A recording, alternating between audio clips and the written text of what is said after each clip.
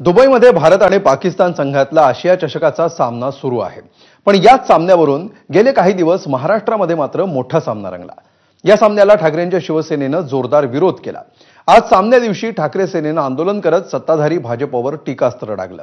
आज दिवसभरात नेमकं काय काय घडलं, विरोधकांच्या या आक्रमणानंतर भाजपकडून आणि मित्रपक्षांकडून काय पलटवार करण्यात आले, पाहूया या स्पेशल रिपोर्टमधून। एका सामन्यावर बहिष्कार टाकला क्रिकेटपटूंनी तर काय मोठं आकाश कोसळणार होतं, तुम्हाला फासावर लटकवणार होता की अमित शहा तुम्हाला ईडी लावणार होते। केवळ जय शहा हा बीसीसीआयचा सर्वेसर्वा असल्यामुळे त्याच्यासाठी आज हा सामना खेळवला जातोय। आज तर भारत पाकिस्तान खेळते हे आम्हाला अजिबात मान्य नाही, म्हणून आम्ही जे अध्यक्ष आहे याचे क्रिकेटचे त्यांच्या फोटोला बांगड्यांचा हार घालतोय, त्यांचा निषेध करतोय। स्ट्रिक्टली वॉर्निंग आहे, त्यांनी आज स्क्रीनिंग लावायचं नाही आणि घरात सुद्धा कोणीही मॅच लावायची नाही। पाकिस्तान विरुद्ध क्रिकेट सामना खेळण्याच्या निर्णयाविरोधात ठाकरेंच्या शिवसेनेनं असा एल्गार पुकारला।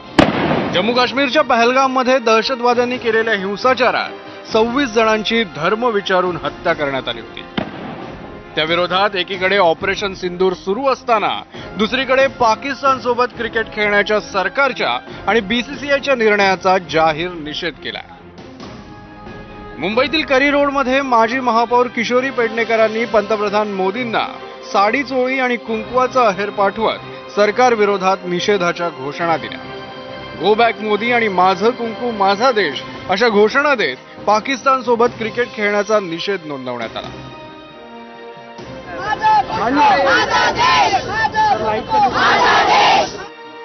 तर कांदिवलीत ठाकरेंच्या शिवसैनिकांनी टीव्ही सेट फोडत सरकारचा निषेध केला।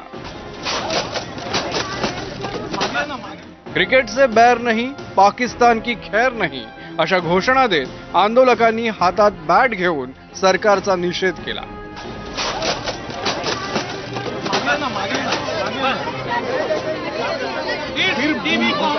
तर मुंबईतल्या कांजूर मार्गमध्ये क्रिकेट या सिंदूर, मोदी सरकार को क्या मंजूर असा सवाल विचारणारे फलक हातात घेऊन शिवसैनिकांनी जोरदार घोषणाबाजी केली।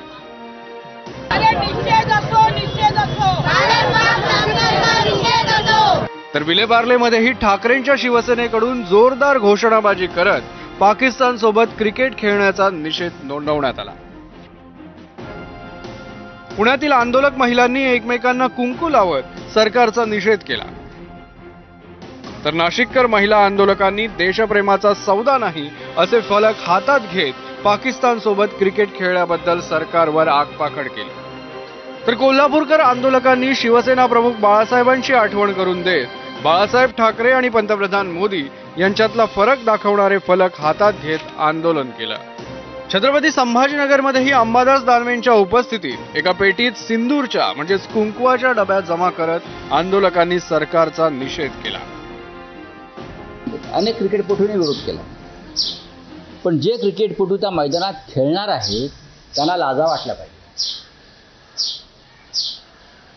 त्यांना त्या खेळाची रक्कम घेताना जी रक्ताची किंमत ते घेत आहेत आमच्या मारलेल्या निरपराध लोकांच्या, त्यांच्या मनात राष्ट्रवाद राष्ट्रभक्ती नाहीये का?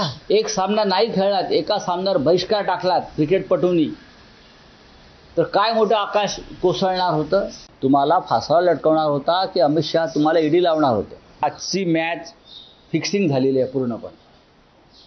आजच्या मॅचला 1.5 लाख कोटीचं गॅम्बलिंग झालेलं आहे। काय याच्यामध्ये, या गॅम्बलिंगमध्ये भारतीय क्रिकेट संघ सहभागी आहे का? सांगा बरं, नाही ना? देशासाठी खेळताय म्हणताय ना तुम्ही, देशासाठी खेळताय की जय शहासाठी खेळताय? आजचा सामना हा मनी लॉन्ड्रिंगची सगळ्यात मोठी केस आहे।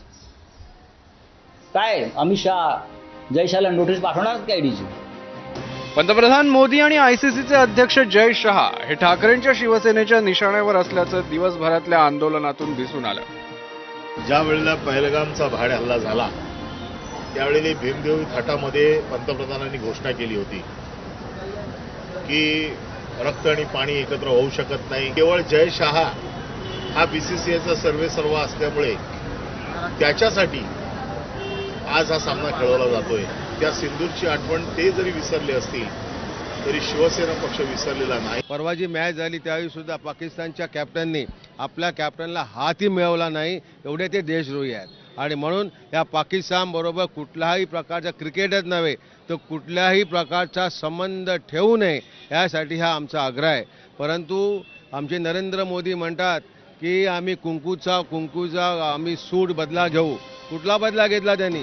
कुठे अतिरेकी मारले? तर पाकिस्तानच्या निषेधाची सुरुवात ठाकरेंनी घरापासून आणि पक्षापासून करावी असा सल्ला देत भाजपनं पलटवार करण्याचा प्रयत्न केला.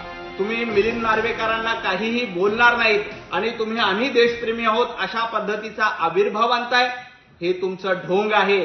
तुम्हाला पाकिस्तानच्या विरोधामध्ये लढायचं असेल आणि क्रिकेटच्या विरोधामध्ये जर का आपलं देशप्रेम दाखवायचं असेल तर उद्धव ठाकरे आणि संजय राऊत यांनी त्याची सुरुवात घरापासून करावी, आपल्या पक्षापासून करावी.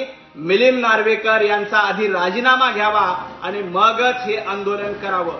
दुसरीकडे टाइम्स ऑफ इंडियाच्या वृत्तानुसार भारताच्या ड्रेसिंग रूममध्येही पाकिस्तान विरुद्धच्या सामन्यावर बहिष्काराचे वारे वाहत असल्याची चर्चा आहे. पाकिस्तान विरुद्ध खेळावं की नाही असा संभ्रम भारतीय क्रिकेटपटूंसमोरही असल्याची चर्चा होती. पण प्रशिक्षक गौतम गंभीर आणि इतर स्टाफ सोबत खेळाडूंची चर्चा झाली आणि या चर्चेमध्ये व्यावसायिक रहा आणि मॅचकडे मॅच म्हणून पहा असा सल्ला टीम इंडियातील खेळाडूंना देण्यात आल्याचं बोललं जात आहे. क्रिकेटपटू हरभजन सिंगनं याबाबत व्यक्त केलेलं वैयक्तिक मतही दिवसभर चर्चेत राहिलं. ये ऑपरेशन सिंदूर हुआ और उसके बाद सब लोगों ने बोला कि क्रिकेट नहीं होनी चाहिए, व्यापार नहीं होना चाहिए. हम लोग अभी लेजेंड्स खेल रहे थे, हमने तो खेला नहीं वो मैच. ये अपनी अपनी सोच की बात है, अपनी अपनी समझ की बात है. मुझे लगता है कि जब तक देशों के रिलेशंस ठीक ना हो जाए तो फिर क्रिकेट या व्यापार नहीं होना चाहिए. वो मेरी अपनी सोच है. मी खरं तर याच्यावर बोलू नये असं मला वाटतं, पण तरी सुद्धा माझं वैयक्तिक मत खेळू नये. माझं वैयक्तिक मत मला असं वाटतं की माझ्या लोकांचं रक्त सांडलेलं आहे तिथे, त्याच्याशी का खेळावं आपण असं मला वाटतं. You cannot blame cricketers for playing because they are sportsmen. They are expected to represent the country. So I think that's a call we have to take. If I'm not going to see it, I'm not going to see it. So it's for you to decide what each one of you want to do. Bharat आणि पाकिस्तानमधील पारंपरिक दुश्मनी आणि cricket हा विषय गेल्या अनेक वर्षांपासून राजकारणाच्या केंद्रस्थानी राहिलाय. देशात काँग्रेसची सत्ता असताना याच मुद्द्यावरून शिवसेना आणि भाजप यांनी पाकिस्तान सोबतच्या सामन्यांना अनेकदा विरोध केला.